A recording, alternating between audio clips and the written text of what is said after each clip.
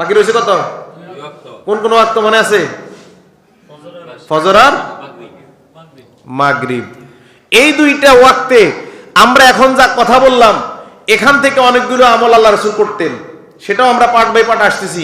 আরো নতুন কিছু আমল আল্লাহ রাসূল স্পেশাল করতেন কিনা?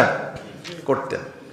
এবার এই 3 ওয়াক্ত নামাজে, এই 2 ওয়াক্ত ফজর এবং মাগরিবে আল্লাহ রাসূল প্রথমেই একবার বলতেন কি? আল্লাহু আকবার, সালাম ফিরানোর পরে, যেটা রেফারেন্স আমরা আগে দিছি। আবার 3 বার বলতেন আস্তাগফিরুল্লাহ, আস্তাগফিরুল্লাহ, আস্তাগফিরুল্লাহ।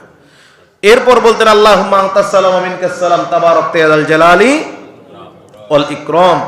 2 নাম্বার আমল যেটা করতেন আল্লাহ রাসূল সাল্লাল্লাহু আলাইহি ওয়াসাল্লাম, এই যে এতগুলা বললাম, আল্লাহু আকবার একবার, আস্তাগফিরুল্লাহ 3 বার, আল্লাহুম্মা আনতাস সালাম একবার, এই যে গেল, এগুলো সব মিলে একটা আমল।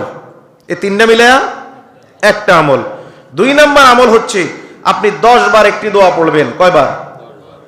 লা ইলাহা ইল্লাল্লাহু ওয়াহদাহু লা শারীকা লাহু লাহুল মুলকু ওয়া লাহুল হামদু ইউহয়ি ওয়া ইউমীতু বিয়াদিহিল খায়র ওয়া হুয়া আলা কুল্লি শাইইন কাদির।